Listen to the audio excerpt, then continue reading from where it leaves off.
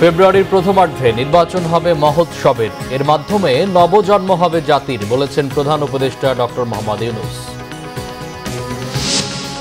জুলাই সনদ বাস্তবায়ন প্রক্রিয়া নিয়ে কাটেনি মতপার্থক্য, সংবিধান সংশোধনে সনদ যেন বাধা না হয় দাবি বিএনপির, সংবিধানে সংযুক্তি চায় জামায়াত ও এনসিপি। তারেক রহমানের দেশে ফেরার বিষয়ে স্বরাষ্ট্র উপদেষ্টার সঙ্গে লুৎফুজ্জামান বাবরের আলোচনা, অবৈধ অস্ত্র এখনও উদ্ধার না হওয়ায় উদ্বেগ। কেন্দ্রীয় শহীদ মিনারে লালন সম্রাজ্ঞী ফরিদা পারভিনকে সর্বস্তরের মানুষের শেষ শ্রদ্ধা, কুষ্টিয়ায় দাফন। দেখছিলেন ক্রাউন 7 সংবাদ শিরোনাম। প্রধান উপদেষ্টা অধ্যাপক ডক্টর মোহাম্মদ ইউনূস বলেছেন, ফেব্রুয়ারির প্রথমার্ধে অনুষ্ঠিত হবে ত্রয়োদশ জাতীয় সংসদ নির্বাচন। মহোৎসবের এই নির্বাচনের মধ্য দিয়ে সত্যিকার অর্থেই নবজন্ম হবে জাতির। ফরেন সার্ভিস একাডেমিতে রাজনৈতিক দলগুলোর সঙ্গে জাতীয় ঐকমত্য কমিশনের বৈঠকে এসব কথা বলেন প্রধান উপদেষ্টা। শুভ মাহফুজের রিপোর্ট।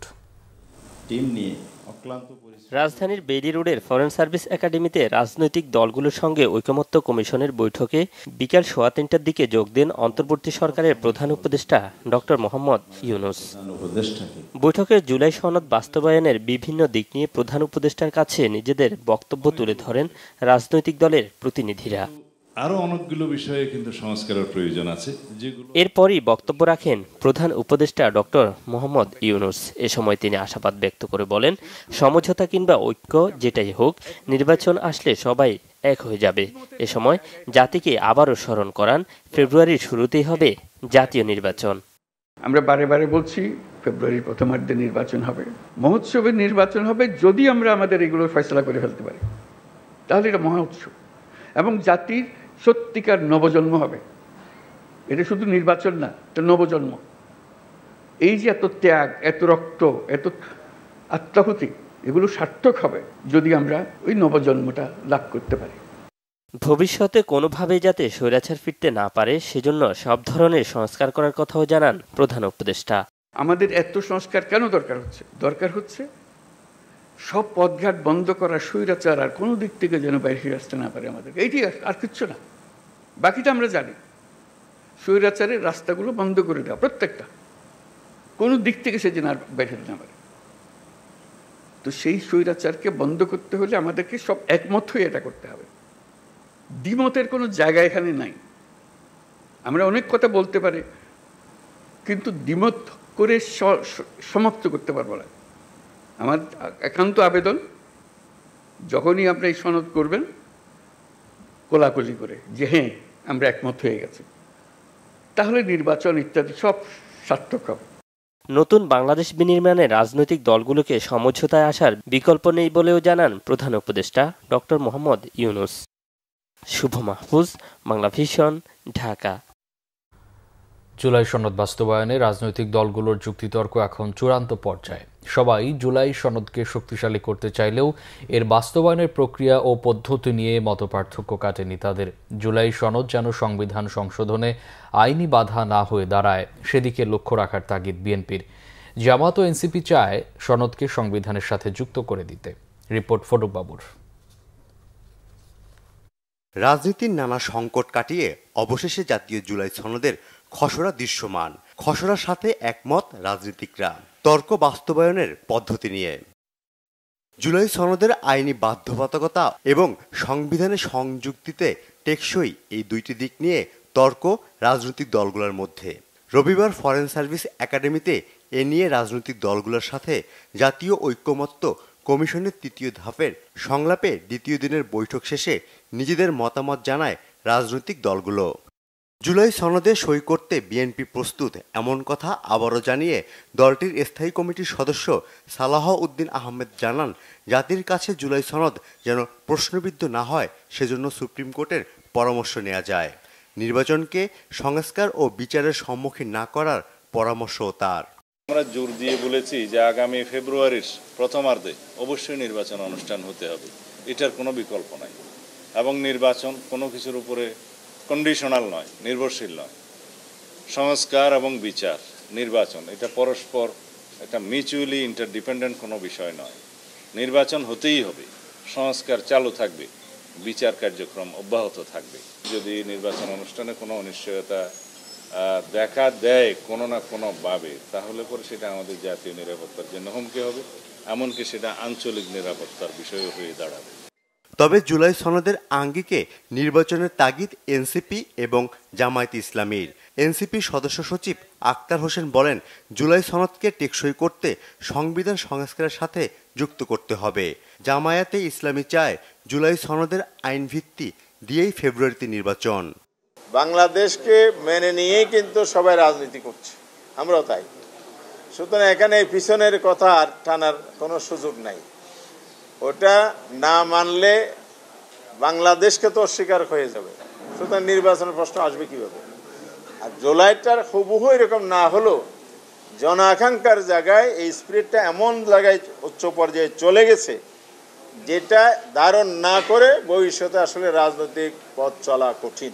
শহীদদের ত্যাগের কথা স্মরণে রেখে এবং নতুন বাংলাদেশ গঠনের প্রত্যয়ে রাজনৈতিক দলগুলো যেন টেকসইভাবে সংবিধানের সাথে সম্পর্কিত বিষয়গুলোকে বাস্তবায়নের বিষয়ে একমত আমরা হতে পারি, সে আশাবাদ আমরা রাখতে চাই। সনদ বাস্তবায়ন নিয়ে নির্বাচন যেন বাধাগ্রস্ত না হয় সেদিকে নজর রাখার আহ্বান বিভিন্ন দলের নেতাদের। ভবিষ্যতে এটা উচ্চ আদালতে যাতে এটা চ্যালেঞ্জ না হয়, যাতে পুরো এটাকে এমনভাবে করতে আমরা চাই যাতে পরে উচ্চ আদালত অথবা নাগরিকদের কোনো তাদের কোনো অভিযোগের কারণে কোনো রিট পিটিশনের কারণের জন্য যাতে আবার উল্টে না যায়। ইতিমধ্যেই বেশ কয়েকটি বৈঠকের অনানুষ্ঠানিক বৈঠকের সিদ্ধান্ত হয়েছে, নিশ্চয়ই আলাপ আলোচনা হবে। একটা জাতীয় আকাঙ্ক্ষা এবং ম্যান্ডেট আমাদেরকে গণ অভ্যুত্থান দিয়েছে, সেটা মোতাবেক এই সনদটা আমরা বাস্তবায়ন করতে পারবো। পরবর্তীতে ক্ষমতায় আসার পরে যদি কোনো দল এই জুলাই জাতীয় সনদ বাস্তবায়ন না করে অথবা ভায়োলেট করে, এতে করে যাতে সেই সরকারের ক্ষমতা অবৈধ বলে বিবেচিত হয়। রাজনৈতিক দলগুলোর সাথে চলমান আলোচনাকে দেশের ইতিহাসে এক অভূতপূর্ব অধ্যায় হিসেবে অভিহিত করেছেন জাতীয় ঐক্যমত্য কমিশনের সহসভাপতি অধ্যাপক আলী রিয়াজ। রাজনৈতিক দলগুলোর মধ্যে যে সহযোগিতার ধারা তৈরি হয়েছিল অতীতে, তা সামনের মাসগুলোতে অব্যাহত থেকে অক্ষুণ্ণ রেখে আমরা অবশ্যই এর একটি চূড়ান্ত পরিণতিতে উপনীত হতে পারব।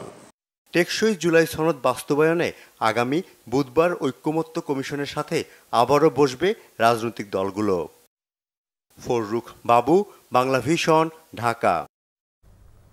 বিএনপির ভারপ্রাপ্ত চেয়ারম্যান তারেক রহমানের দেশে ফেরার বিষয়ে স্বরাষ্ট্র উপদেষ্টার সাথে আলোচনা হয়েছে বলে জানিয়েছেন বিএনপি নেতা ও সাবেক স্বরাষ্ট্র প্রতিমন্ত্রী লুৎফুজ্জামান বাবর। প্রায় 18 বছর পর রবিবার বিকেলে স্বরাষ্ট্র মন্ত্রণালয়ে যান লুৎফুজ্জামান বাবর। প্রায় 2 ঘণ্টা বৈঠক করেন উপদেষ্টার সাথে। বৈঠক শেষে বাবর বলেন, দেশের বর্তমান পরিস্থিতি নিয়ে আলোচনা হয়েছে। অন্তর্বর্তী সরকার দেশের আইনশৃঙ্খলা পরিস্থিতি ভালো রাখার চেষ্টা করছে। অবৈধ অস্ত্র উদ্ধারে অগ্রগতি হলেও অনেক অস্ত্র এখনও উদ্ধার হয়নি। এসবের পাশাপাশি পাশের দেশের অবস্থা নিয়ে উদ্বিগ্ন বিএনপি। অভিযোগ করেন, নির্বাচন বাধাগ্রস্ত করতে পাশের দেশের দুরভিসন্ধি রয়েছে। এ সময় তারেক রহমানের দেশে ফেরা প্রসঙ্গে জানতে চাইলে লুৎফুজ্জামান বাবর বলেন, শিগগিরই দেশে ফিরবেন তারেক রহমান। আমাদের পার্শ্ববর্তী দেশে অতীত সরকার যে শেখ হাসিনা, ওনার সাথে একটা বিশেষ শিল্প গোষ্ঠী, পত্রিকায় দেখেছেন আপনারা, এসএনএম গ্রুপ, তারা সেখানে একটা মিটিং করছে, সমস্ত পত্রিকা আসছে। সেটা মিটিংয়ের উদ্দেশ্য ছিল বাংলাদেশের নির্বাচন বানচাল করা, নির্বাচনের বিভিন্ন সহিংস ঘটনা ঘটানো। এটা তো একটা উদ্বিগ্ন জায়গা, সেই ব্যাপারে আমরা আলোচনা করেছি। আরও অনেক কিছু আলোচনা করেছি, যেমন বিভিন্ন অবৈধ অস্ত্র এবং লুট হওয়া অস্ত্র, সেটা যে উদ্ধার হয়নি এখনো, সেটা আমাদের উদ্বিগ্ন জায়গা। ইনশাআল্লাহ দ্রুত ফেরত আসবে, আপনারা দোয়া করবেন।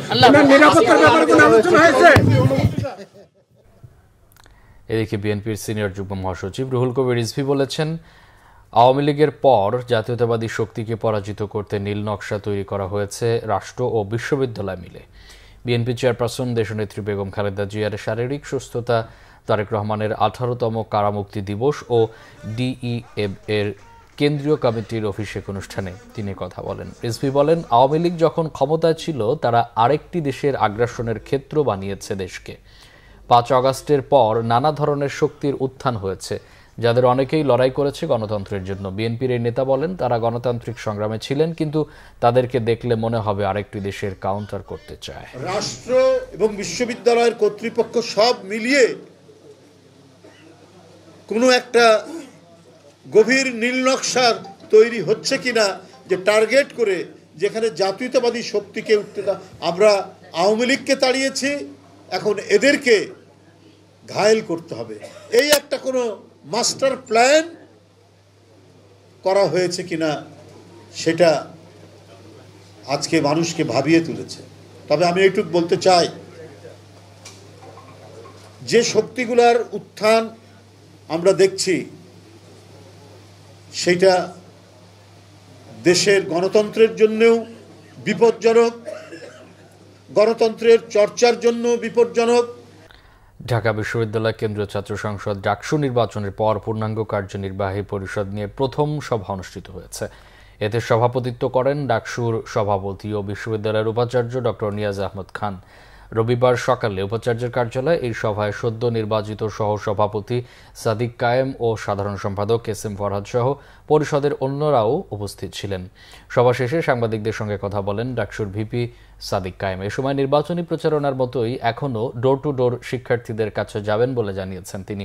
ডাকসুর জিএস এস.এম. ফরহাদ বলেন, যেই মতেরই হোক না কেন সব শিক্ষার্থীর জন্য কাজ করবেন, তাদের কণ্ঠস্বর হতে চান।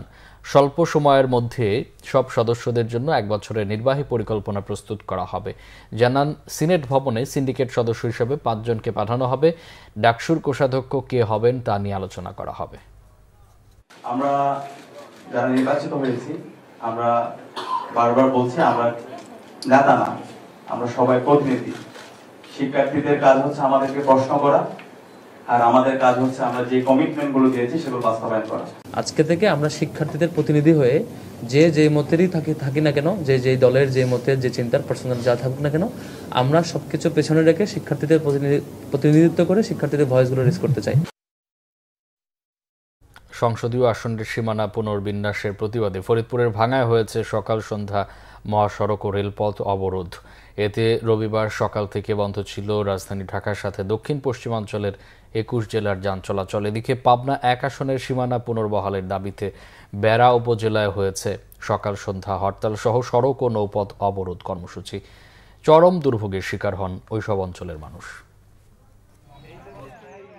ফরিদপুরের ভাঙ্গায় সকাল থেকে কয়েকটি স্থানে গাছের গুঁড়ি ও টায়ার জ্বালিয়ে যান চলাচলের প্রতিবন্ধকতা তৈরি করা হয়। এতে রাজধানী ঢাকার সাথে দক্ষিণ পশ্চিমাঞ্চলের 21 জেলার যান চলাচল বন্ধ থাকায় চরম দুর্ভোগে পড়েন যাত্রীরা। এদিকে রাতে অবরোধে নেতৃত্ব দেওয়ার অভিযোগে ভাঙ্গার আলগি ইউনিয়নের চেয়ারম্যান মোহাম্মদ সিদ্দিক মিয়াকে আটক করা হয়েছে। সম্প্রতি নির্বাচন কমিশন ঘোষিত সংসদীয় আসনের সীমানা পুনর্বিন্যাস সংক্রান্ত গেজেট বাতিলের দাবিতে 5ম দিনের মতো এই অবরোধ ডাকা হয়। এদিকে ভাঙ্গা উপজেলা নির্বাহী কর্মকর্তা মোহাম্মদ মিজানুর রহমান বলেছেন, রবিবারের পর থেকে আর কাউকে অবরোধের নামে জনগণের দুর্ভোগ তৈরি করতে দেওয়া হবে না। রবিবার দুপুরে ভাঙ্গা উপজেলা নির্বাহী কর্মকর্তার কার্যালয়ে এক প্রেস ব্রিফিংয়ে তিনি এই তথ্য জানান। আইন শৃঙ্খলা বাহিনী এই যান চলাচল স্বাভাবিককরণে আজকে থেকে উদ্যোগ নিবে। আশা করছি এটির মাধ্যমে ভাঙ্গা উপজেলার যে স্বাভাবিক গতি প্রকৃতি যে আগের পর্যায়ে ছিল সেটি ফিরে আসবে। আমি অনুরোধ করব যারা রাস্তায় আন্দোলন করছে, যাদের মধ্যে ক্ষোভ আছে, যারা আন্দোলন করছে, আমি অনুরোধ করব মানুষের জীবনমানের যে স্বাভাবিককরণ, সেই স্বাভাবিককরণ যান চলাচল যদি উপযোগী হয় সেই জায়গায় আপনারা সহযোগিতা করবেন। অন্যদিকে বাগেরহাটের 4টি আসন পুনর্বহালের দাবিতে ডিসি অফিস ঘেরাও কর্মসূচি পালন করেছেন সর্বদলীয় নেতাকর্মীরা। সকাল থেকে জেলা প্রশাসকের কার্যালয় ও জেলা নির্বাচন অফিসের সামনে অবস্থান নিয়ে বিক্ষোভ করেন তারা। সোমবার থেকে 3 দিনের হরতালের কর্মসূচি রয়েছে বলেও জানান তারা। পাবনা 1 সংসদীয় আসন পুনর্বহালের দাবিতে বেড়ায় সকাল সন্ধ্যা হরতাল, সড়ক ও নৌপথ অবরোধ কর্মসূচি পালন করেছে সর্বদলীয় সংগ্রাম কমিটি। হরতাল সমর্থনকারীরা পাবনা ঢাকা মহাসড়কের বেড়া সিএনবি মোড়ে রাস্তায় গুঁড়ি ফেলে ও টায়ার জ্বালিয়ে অবরোধ করে এবং বিভিন্ন মোড়ে হরতালের সমর্থনে মিছিল বের করে। Bangla vision news desk. এদিকে স্বরাষ্ট্র উপদেষ্টা জাহাঙ্গীর আলম চৌধুরী বলেছেন, ফরিদপুর 4 আসন থেকে ভাঙ্গা উপজেলার আলগি ও হামেরদি ইউনিয়ন বাদ পড়ার প্রতিবাদে চলা আন্দোলনে কয়েকটি জেলার মানুষ দুর্ভোগে পড়েছেন। এটা কোনোভাবেই বরদাস্ত করা হবে না। আন্দোলনকারীরা অবরোধ না তুলে নিলে আইনগত ব্যবস্থার হুঁশিয়ারি দেন তিনি। সচিবালয়ে আইন শৃঙ্খলা সংক্রান্ত কোর কমিটির বৈঠক শেষে এই কথা বলেন তিনি। স্বরাষ্ট্র উপদেষ্টা বলেন, এই দুটি ইউনিয়নের কতজন লোক, কতজন ভোটার, কিন্তু লাখ লাখ লোককে জিম্মি করে রাখা হয়েছে। এটা কোনো অবস্থায় বরদাস্ত করা হবে না। আইন প্রয়োগ করে ব্যবস্থা নেওয়া হবে বলেও হুঁশিয়ারি দেন স্বরাষ্ট্র উপদেষ্টা। জনগণের কিন্তু ভোগান্তি হচ্ছে। এই দুইটা ইউনিয়নে কতজন লোক আর কতজন ভোটার আর কত প্রায় লাখ লাখ লোকের কিন্তু আপনি জিম্মি করে রাখছেন। এটা কিন্তু কোনো অবস্থায় বরদাস্ত করা হবে না। আমরা হয়তো এই আজকেই বিকালের মধ্যে যদি এটা তারা সমাধান না করে, আমরা আইন প্রয়োগের মাধ্যমে এটা করে দেব। তার যদি কোনো দাবি দেওয়া থাকে তারা প্রপার চ্যানেলে জানাবে, কিন্তু রাস্তা ব্লক করে জনগণকে ভোগান্তি করা এটা কিন্তু কোনো অবস্থায় আমার মনে গ্রহণযোগ্য না। পূজার ক্ষেত্রে কোনো ধরনের কোনো অসুবিধা যেন না হয়, এই জন্য আমাদের যা যা করার আমরা সবই করব এবং পূজাটা যেন নির্বিঘ্নে এবং ধর্মীয় রীতিনীতি মেনে যেন করতে পারে, এই জন্য আমরা সব ব্যবস্থা করে দেব। বৃষ্টি স্নাত শহীদ মিনারে শেষ শ্রদ্ধা ভালোবাসায় সিক্ত হলেন লালন সঙ্গীতের কালজয়ী শিল্পী ফরিদা পারভিন। বৈরী আবহাওয়া উপেক্ষা করে শহীদ মিনারে জড়ো হওয়া ভক্ত অনুরাগীরা বলছেন, লালন সঙ্গীতে ফরিদা পারভিনের অবদান জাতি চিরকাল স্মরণ করবে। কিংবদন্তি শিল্পীর ইচ্ছা অনুযায়ী লালনের স্মৃতি বিজড়িত কুষ্টিয়ায় দাফন করা হয়েছে তাকে। নাবিল জাহাঙ্গীরের রিপোর্ট, ক্যামেরায় ছিলেন মোস্তফা মানিক। ফরিদা পারভিন বাংলাদেশের সঙ্গীত জগতের এক কিংবদন্তির নাম, যার কণ্ঠে নতুন করে প্রাণ পেয়েছিল লালন ফকিরের গান, ছড়িয়ে পড়েছিল সাইজির দর্শন আর আধ্যাত্মিকতা। তাই তো ফরিদা পারভিন হয়ে উঠেছিলেন লালন সম্রাজ্ঞী। শনিবার রাতে মায়ার বাঁধন ছিন্ন করে না ফেরার দেশে পাড়ি জমান ৭১ বছর বয়সী এই দেশ বরেণ্য শিল্পী। দীর্ঘদিন ধরে তিনি কিডনি রোগে ভুগছিলেন। রবিবার সকালে শেষ শ্রদ্ধা জানাতে বৃষ্টি স্নাত শহীদ মিনারে নিয়ে আসা হয় কিংবদন্তি ফরিদা পারভিনের মরদেহ। তার এই মহাপ্রয়াণে আকাশও যেন আজ অশ্রুসিক্ত হয়ে পড়েছে। বৃষ্টিকে উপেক্ষা করেই শহীদ মিনারে জড়ো হয়েছেন তার ভক্ত সহশিল্পী অনুরাগীরা। তারা বলছেন, ফরিদা পারভিনের শূন্যস্থান পূরণ হবার নয়। পাখি কখন জানি উড়ে যায়, একটা বদহা লেগে খাঁচায়, কখন জানি উড়ে যায়। আসলে আজকে সত্যি পাখি উড়ে গেছে। লালন সাঁইকে দেশের গণ্ডি পেরিয়ে দেশের বাইরে সমানভাবে সমৃদ্ধ করেছেন। সাধুদের গান উনি কিন্তু আমাদের নগরের সাথে পরিচয় করিয়ে দিয়েছেন, তো এর জন্য আমরা ওনার কাছে কৃতজ্ঞ থাকব। তিনি এই গানগুলিকে সহজভাবে প্রচার করেছেন, প্রকাশ করেছেন, এগুলি স্বরলিপিও করার চেষ্টা করেছিলেন, ওনার আপ্রাণ চেষ্টা ছিল, এবং উনি অনেক শিষ্যও রেখে গেছেন। ফরিদা পারভিন লালন সঙ্গীতকে পৌঁছে দিয়েছিলেন বাংলাদেশের আধুনিক সমাজের মাঝে, নিয়ে গিয়েছিলেন অনন্য এক উচ্চতায়। আর তাই তার সেই অবদান আজ শ্রদ্ধা ভরে স্মরণ করছে সংস্কৃতি অঙ্গন। জীবনে এতটুকু কোনো ভালো কাজ করে থাকি, তার দোয়ায় যেন আমার স্ত্রী হিসেবে সে যেন অবশ্যই জান্নাতবাসী হন। স্ত্রী হিসেবে কেমন ছিলেন আপনি? অসাধারণ, মা হিসেবে অসাধারণ। অনেক কথা হয়েছিল, সেটা পরে একদিন বলবো। গানের জন্য তিনি যে অবদান রেখেছেন, অবদান জাতি কোনোদিন ভুলবে না। ফরিদা পারভিনের এই অন্তর্ধান বাংলার সংস্কৃতি এবং সঙ্গীত জগতের যে অপূরণীয় ক্ষতি, আমি জানি না এই ক্ষতি আমরা কতদিনে পুষিয়ে উঠতে পারবো। তার কণ্ঠে লালন যেভাবে ফুটে উঠেছে বাংলাদেশে, সেটা আর অন্য কারো কণ্ঠে আর ফুটেনি। ফরিদা পারভিন আর একটা হবে না, আর একটা জন্মও নেবে না। তো চলেন উনার যে কার্যকলাপগুনা, উনার যে সাংস্কৃতিক মনা, উনি যে লালন চর্চা করতেন, এই গুণা নিয়ে আমরা চলেন ওনাকে নিয়ে একটু ভাবি, চিন্তা করি। ফরিদা পারভিন আমাদের মধ্যে নেই। আমাদের সংস্কৃতি জগতে এবং সঙ্গীত জগতের যে অপূরণীয় ক্ষতি হলো, সেটি ভাষায় প্রকাশ করবার নয়। ঢাকায় জানাজা শেষে ফরিদা পারভিনের শেষ ইচ্ছা অনুযায়ী তার মরদেহ কুষ্টিয়ায় নিয়ে যাওয়া হয়। নাবিল জাহাঙ্গীর, বাংলা ভিশন, ঢাকা। কুষ্টিয়ায় বাবা মায়ের কবরে চিরনিদ্রায় শায়িত হলেন লালন কন্যা খ্যাত বরেণ্য সঙ্গীত শিল্পী ফরিদা পারভিন। কুষ্টিয়া পৌর গোরস্থানে এশা নামাজের পর ফরিদা পারভিনের দ্বিতীয় নামাজে জানাজা হয়। পরিবারের সদস্যদের পাশাপাশি জানাজায় অংশ নেন বিশিষ্ট চিন্তক ফরহাদ মজহার, জেলা প্রশাসক আবু হাসনাত মোহাম্মদ আরেফিন ও বিভিন্ন সামাজিক, রাজনৈতিক, সাংস্কৃতিক সংগঠনের নেতাকর্মীরা। শিল্পীর ভক্ত নুরগিরা ওই সময় জড়ো হন। এর আগে রাত 8:30টায় শিল্পীর মরদেহ কুষ্টিয়ায় পৌঁছানোর পর তাকে শেষবারের মতো এক নজর দেখতে ভিড় করেন শত শত মানুষ। কফিনে ফুল দিয়ে শ্রদ্ধা জানানো হয় বিভিন্ন সংগঠনের পক্ষ থেকে। সময়ের দোহাই দিয়ে করদাতাদের অযথা হয়রানি না করতে আয়কর আইনজীবীদের প্রতি আহ্বান জানিয়েছেন অর্থ উপদেষ্টা ডক্টর সালেউদ্দিন আহমেদ। কর আহরণ সহজ করতে tax representative management system software উদ্বোধন অনুষ্ঠানে এই আহ্বান জানান তিনি। নতুন পদ্ধতিতে ট্যাক্স জমার অনলাইন সিস্টেম চালু অর্থনীতির জন্য মাইলফলক হয়ে থাকবে বলে মনে করেন এনবিআর চেয়ারম্যান আব্দুর রহমান খান। তিনি জানান, ট্যাক্স দেওয়ার প্রক্রিয়া বেশ জটিল, তাই কর দেওয়ার পদ্ধতি সহজ করতে অনলাইনের পদ্ধতি চালু করা হয়েছে। আগামী বছর থেকে কর্পোরেট ট্যাক্স প্রদানের বিষয়টিও অনলাইনে জমা বাধ্যতামূলক করা হবে। এ সময় কর আইনজীবীরা ট্যাক্স প্রদানে ওকালতনামা বাধ্যতামূলক করার দাবি জানান। জবাবে পদ্ধতি সহজ করার আশ্বাস দেন অর্থ উপদেষ্টা। কর প্রদানে ব্যক্তি বা প্রাতিষ্ঠানিক পর্যায়ে সেবার জন্য বেশি হারে ফি না নেওয়ার আহ্বান জানান অর্থ উপদেষ্টা।